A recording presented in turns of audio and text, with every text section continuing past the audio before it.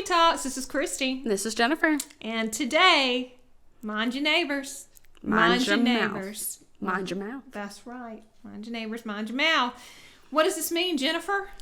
It means if you're going to sell your house, make sure your neighbors know. Don't be over there mixing and mingling and telling all your business. Don't be telling them, girl, we're about to lose this house any minute now. We're so desperate. Yeah. We don't know what we're going to do. Everything's falling through. Don't tell your neighbor, well, this is my bottom line. I know we listed it this, but I'll really take this. Got to get this amount. Don't be talking at your work and saying, oh, it's just been terrible, girl. It's just been terrible. This house is so small. It's so small. I don't know why anybody would want it. That's why we got to get rid of it. Yeah. What's wrong with you? Talk it up. If you say anything, we love this house so much. It's been so good to us. It has been good too. Why don't you stop being so mean to this house? All it did was live. It housed you. You were mean to it. Wasn't the house's fault. House was just trying to make it. You're supposed to take care of it. It's like saying my baby's ugly. Well, damn, you made it. I mean, be nice, because people are always talking. I had a house recently that buyers bought. It was listed for $180. We got that joker for $150. Do you know why? Because his sister-in-law couldn't shut her mouth. Sister-in-law was at work with our buyer talking about it up, saying they've had this house on the market for a year. Oh, they have to get rid of it. They can't. They'll take anything right now. They'll take anything, and we damn gave them anything. Yeah, we gave them anything. Yep. That's what happened. All because she couldn't keep her mouth shut. Yeah, there was one. The neighbor across the street met the seller at the door. Said, my daughter, she was looking at buying this, and we were talking about doing a rent to own for a little while, and seeing what they do for us. And he told us he got it listed at this much, but he only needs this much out of it. Don't you know? That seller went straight back to the agent. Or, I'm sorry, the buyer went straight back to the agent. Was like, look, neighbor done told me this is what they'll take. Let's see if they'll bite on it. Don't you know they did? Bought it, bid on it, had dinner. Yeah, just saved on $15,000. 15. All because they couldn't keep their mouth shut. Yep. And you know what? Be friends with your neighbors. Oh, yeah. If you think there's any possibility, you don't have to invite them over for dinner or anything, but just don't make them intentionally mad. Yeah. Don't go parking, messing up their driveway. Don't interfere in their business because, people are spiteful. Oh, yeah. And when you move into a house and you got that neighbor over there that's you got this nice lawn, you're taking care of it. Old boy's sitting out there. He moved his couch out to the front, because it's more comfy. Gotta relax sometimes, and he don't feel the need to wear a shirt ever. Sometimes not even pants. That's not going to change. Yeah. So, you go to sell it, you're going to have someone that's going to, be okay with that too, or you're going to put that privacy wall up. Oh, yeah. So, mind your neighbors, whoever you're living beside, that doesn't always mean they're going to leave, So, I guess the good thing to say is don't talk. Don't talk. Don't mess around. You going through a divorce, you hating your husband and everything, and you're like, yeah, this is the last thing on our plate. We just got to sell this house, girl. That's all we got to do, and then I'm done with him forever. I don't care how long it is. I just want to get rid of it. Someone's going to hear that. Yep. And don't be mean to the house. Don't tell everybody all the problems you have with it because it's not their problems. You may come in and say, ceilings are way too low. Hate it. But then, you got a nice little short couple walking through. Yep. And they're it don't bother them at all. Mansion. They're fine with it. We'll talk about, the house is just way too small. Because you got, tiny houses popping up everywhere. Be nice to your house. Talk about it. Talk about the things that you liked about it. I'm not saying that you got to be like, oh, we just put gold piping in. No, you didn't. But you could say, it's been a good house. We really enjoyed the yard. We updated the bathroom. We painted in there. Someone's going to love this house when they get there. Doesn't that make you feel better? Oh, yeah. Doesn't that just make you feel better when you're talking to people? Yeah, you don't want somebody to to say something bad, because then they're just going to have a bad feeling. They are. You don't want a bad feeling. You want happy feelings. You want the happiness. You want the happy. You want to send that out into the world. Don't make the agent's job harder. Don't make the agent's job harder by telling people. And, I get this question all the time, too. How much is this house for sale? Well, what would they take for it? What do you think I'm going to say? Yeah. They're going to take, they're asking $150 for it. They're going to take $150. Yeah. Well, what would they really take for it? Why don't you make them an offer? What do you think I'm going to be like? Psst, psst. Go ahead, float me 100. I'll make it work. No. By the way, that is illegal. That's extremely illegal. We will lose our license for doing that. We don't do that. That's right. We do not do that. Make an offer. Make an offer. If it's a low offer, make the offer. Just make it. Yeah. They can reject it or they can't. But no, the agent's not going to sit there and be like, well, their bottom line is. Because you can't do that. Yeah.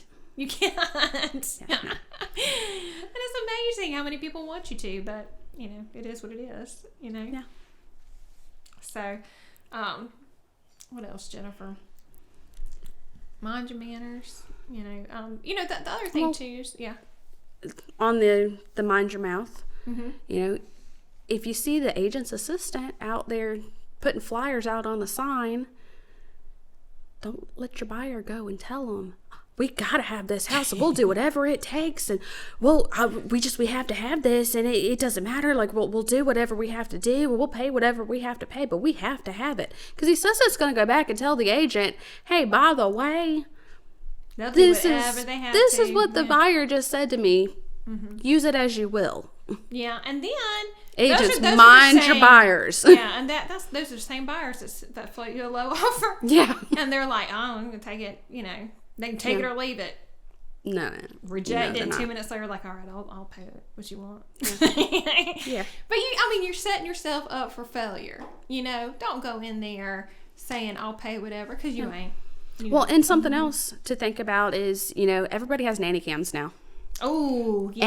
Everybody has nanny cams. And the Ring. The Ring doorbells. Mm-hmm. But I have, because, I have my dogs and I'm at work. So, I have nanny cams around the house. Make sure my dogs are okay while I'm gone. But if I go to sell my house, it is now part of our disclosures. We do have to let people know, hey, there are cameras in the house. Mm-hmm. But people are hearing everything you say. Yeah. So if you're in there talking, mind your mouth. Mind your mouth. Just wait till you go outside, because you don't know who's listening. Yeah. Go outside and be like, all right, look, I want this house. I want this house. I want this house. Don't make your negotiations with your agent inside the property. Not anymore. You can't do it anymore. Because they are bugged now. People got their Alexas on and they are listening. Alexa, you come home, Alexa's going to be like, they really want the house. They will pay anything. Thanks, Alexa. Yeah, you can't get away. You can't get away from cameras anymore. Yeah, cameras now, look at us. Think I want to be on camera. But yeah, you really gotta be smart in this time, Yeah. And people are just they're a little bit too free, especially in the South. We love to talk. Oh yeah, love to talk, love to tell stories, love to we love to porch sit. Oh yeah, we porch sit. We watch everybody. Mm-hmm. Well, I was showing a piece of, it's just a piece of property, been on the market. We were out there walking, me and the contractor, but the neighbor comes flying across. She can't wait to get over there to talk to somebody during, it's COVID. Oh, yeah. We in shelter. Mm-hmm. She's like, hey, you gonna buy the property? I was like, well, we're looking at it, seeing what's going on. She's like, oh man, they've been trying to sell this for years. They put it on the market, take it off. You know that there's a house back there, right? Foundations on the bottom. There's a boat back there too. Right there was. But she was just, she was having a good old time. Oh, yeah. Telling us everything. She said, it was a preacher. They got a divorce. They bought it for a terrible amount of money. I ain't even gonna tell you. She told me. I was like, thank you, girl. Woo, write it all down. But that's what happens. Neighbors talk, and they will talk you out of some money. Oh, every time. Oh my gosh. Every time. You put your house on the market, it's not a bad idea to go take some cookies, like store-bought. Don't give them the crappy thing. They can't really take cookies. But go over there and be like, just want to let you know we're putting the house on the market. The agent said that no one needs to come over there because we just get in trouble. You know how that is, girl. But I appreciate you, being a good neighbor, and then you walk away and you're like, I hope she mows that lawn. Looks like Carol. Yeah. But I mean, you know, that offer to mow the neighbor's lawn for them. Be nice. Yeah. Offer to mow it. And you know, with sellers too, because you know we had, you know who we have with those sellers. People would stop. You know, I don't like doing flyers anymore because when people live in a house and people come by and they stop, then inevitably the homeowners want to come out and talk to them. Yes. Oh, yes. I know exactly which one you're talking about. You know it. Oh. And they would come in, and he'd be like, "Oh, I'm just gonna show him the house." So we walk around the house, tell him every single thing he hated about the house, and I'm like, "What is wrong with you? Yes. Why they have to hurry up and sell? They had to hurry up and sell because he got a job waiting on him." Yeah. And they hurry up and get out of there. So, of course, we're getting all these low offers. I was like, why are you doing this to me? Why are you? Can't take nothing less than what the asking price is. We can't go no lower. We can't go any lower than the asking price. But, Lord, he'll tell everybody that comes through that house how they got to get out of it. You know, they ain't got any choice. Yeah. I mean, homeowners talk themselves out of so many sales. Yes. They really do. They talk about, and then they get this fear when they're like, oh, here's the price. And they're like, but we can go lower. Why'd you say that? Yeah. You know, just let it sit. Yeah. Let that uncomfortable silence. Live in it. Love it. Like, just let it breathe over you. Always. Wait for the first person to talk. Just get that RBF on your face and just be like, just wait. This is the price. Yeah. This is it. It's the price. You gonna take it? Bam. Yeah. Let them talk first. You want it? Just let the silence hit. Just let the silence hit. Then, you know, then go from there. Just go from there. First person to talk loses. Let your agent show the house. Mm-hmm. If they come to the door and they want to see it, you need to contact my agent. Mm-hmm. Let the agent show it. Because you're trying to be kind. And I know not everybody, you know, you're not going into it maliciously. You know, you're trying to be nice. You're trying to let them know. But you're hurting yourself. You're hurting yourself. You're hurting yourself. You're going to say stuff you don't want to. Don't make deals prior to closing. I know you want those goats. I know you do. True story. You did want the True goats. Story. They were good goats. House didn't close. No fault of either party. That's a whole nother story. We'll cover that on another episode. But he got some goats. Yeah. Didn't have no place to put them. Yeah, didn't it? Once again, we're on the never-ending hunt living for 30 acres. Living in their camper for a while, and now they got a field full of goats. We're good goats, hey. But you know, and stuff like that happens too. Don't be friends with the sellers. Like you know, wait. Just be like, oh hey, it's nice to meet you. We'll talk later. Don't make any deals. Remember that one sale that we had? Told the same people. I was like, please, you know, don't move any furniture. Don't do nothing. You know, they had their new furniture delivered to the house. Yeah. House hadn't closed yet. House hadn't closed. And we had a delay. Yeah. And that was uncomfortable. Very. Because they had all their furniture in their delay, possibly not closing at all. And you just gave them, what? $8,000 worth of furniture? Yep. Because you abandoned it. Yep. You abandoned it in their property. And they're already mad. Because, you know, they're trying to sell this house. You said you're going to do it. Yeah. We got a problem. We got a big problem. So right now, you know, your furniture's being held hostage. And you didn't tell me about it. You knew I'd be mad. Oh, yeah. And I was. I mean, it worked out. But that's the stuff you got to do. You got to mind yourself. You got to keep them walls. Keep them barriers. I don't care if it's at your best friend. At that time, no, you're not your best friend. You know, no, wait. That's another thing. Like with the lease thing, we had a renter that she's blowing up our phone, trying to get those renters over in Archer Way, and because she wants to get out of there because her and her the landlord, they made friends, and landlord didn't want to fix stuff. She was like, no, you can live with that. You live with that. You're fine, girl. You're fine. And now they got a sour relationship. Don't be friends. You be polite acquaintances. Yes. Polite acquaintances. That should be on a pillow. Start put on a magnet on a refrigerator. Polite acquaintances. Yes. Thank you for coming. Business relationship only. Exactly. After it closes, y'all can be buddies. All you want. But it's just not a good idea. The other thing I've seen too is at closing, the seller will sometimes be like, oh, here's my number in case you need anything. No. Let's don't do that. Because they will need something. You know, a month later, they're going to be like, oh, there's a leak under and this really did happen. There's a leak under the sink you didn't even tell me about. Oh, yeah. She didn't have nothing to do with that lady. Yep. It's been a month later.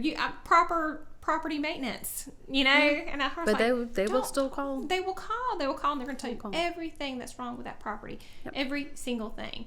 And, you know, there's some things that you just going to have to take on. You bought that house. You know, I mean, it is what it is. But no, she's not responsible for a leak that happened a month later. She's not responsible for anything. You bought the house. Yeah. Or 6 months later, you get the phone call that the AC is not working over here. The seller needs to fix it. No. No, they don't. No. I had a really nice man threaten to sue me because he bought a house. It was by a trailer park. And, you know, we closed on the house. It was my seller. And he didn't want to do a home inspection. I was like, okay, you know, but you're going to sign this paper. I really think you need to. I really, really think you need to. We went through it. We did the walkthrough. He turned on all the pipes. Water was working. Everything was fine. He was like, I know everything about a house. I don't need to worry about this. I was like, okay. So we closed it. A month later, he calls me screaming at me saying he's going to sue me because all the piping, there's no piping under the house. And I was like, okay. He waited a month to move in. Someone came and stole all the piping. Mm-hmm. He bought this house cash, didn't put insurance. Please put insurance on the house. Oh, yeah. Please put insurance on the house. Yes, definitely. But he did not put any insurance on the house. And he was like, someone's going to have to pay for this. And I was like, sir, it's going to be you. Yeah. I said, you're supposed to move in and live in a house. I said, you refused to do a home inspection. We know there was water there because we walked through there. Mm-hmm. We turned on the faucets. I said, you didn't live in it. I mean, you invited. I mean, it was not in the greatest area. But again, he was like, I know this area. I grew up here.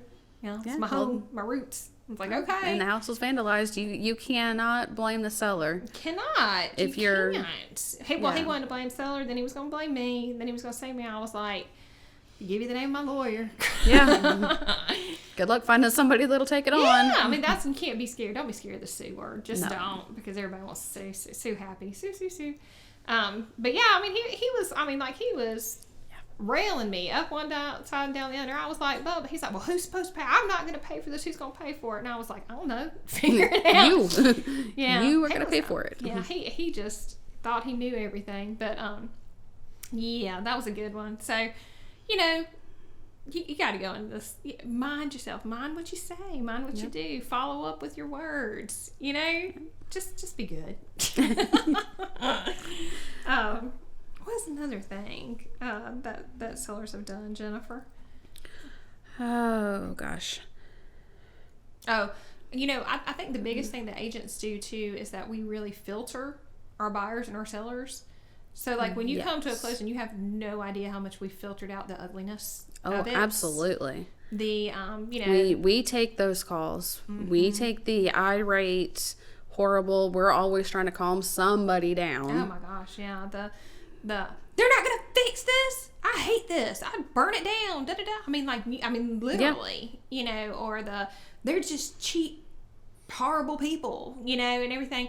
Get to close and everybody's smiling because they don't hear those words. Yeah, because we don't go back and tell them. We take them in and we filter them out, and we'll say, well, our seller, he's decided not to fix that. We understand that you have a problem. Now, we didn't say they're taking too much. They're cheap. They can't even afford this. Blah blah blah house. And we've taken that. We filtered it out, and it's progressed. So there's no hard feelings. Let your agent do the negotiating. But yeah, because it's such a personal thing, and people take it so personally. Yes. That when you're doing it yourself, this is a business deal. And you have to keep it business. You have to keep it business because otherwise, stuff like that happens. Yeah, don't let your emotions get involved. You can't take back certain stuff. You know, you got to just hold it in and be like, "You're crazy." I know. I know this situation makes us all crazy, but again, mind yourself. You know, mind yourself and know if you got an agent, a good agent's gonna filter you. A bad agent, man, let it go. But you know, if you are doing this buying and selling on your own, remember to keep your filter on, because people get hard-hearted really quick, and you need them.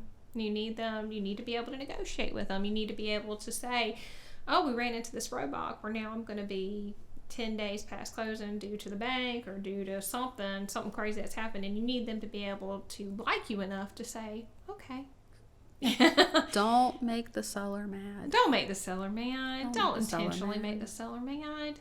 Don't make the buyer mad. No. Yeah, I know a buyer that we actually got a house. It was like a 3-way, a fight for it, really, putting down on us. And when we were sitting at closing, the sellers told the buyers there, my buyers, they said, the only reason you got the house is because she was actually nice. Mm-hmm. And I was like, thank you, but I got them the deal that they wanted. But again, I mean, there's some agents, man, they try to be balls to the wall. Yeah. And it's just not necessary. Well, and some things are okay. And we sold one that actually thought it was a great personal touch. They knew it was a multiple offer situation. And the buyer's agent actually had the buyer write the seller a letter and just said, hey, I'm moving back home. I'm from this area. I got a job here. I want to be back with my family. Didn't give financial information, didn't give anything like that, but just I really like your house. It's one of my top ones. Please, let's see if we can work a deal. And just, it was very well written. Mm-hmm. It wasn't, they didn't give a lot of information, but she added it with the offer. And that personal touch got them that house. Mm-hmm. That's simply touch. I love that. Yeah. Speaking of that, personal touches, Homey Talks, please email us. Give us that personal touch. We want to know what questions you have. We want to know what we need to answer, what we need to talk about more, what's really on your mind. And you can email us at info@homeytalks.com or any one of our social media pages. Please like and share, because that's how the information gets out. No, we need more homies to talk to. All right. So until next time, this is Kristi. And this is Jennifer. We'll see y'all.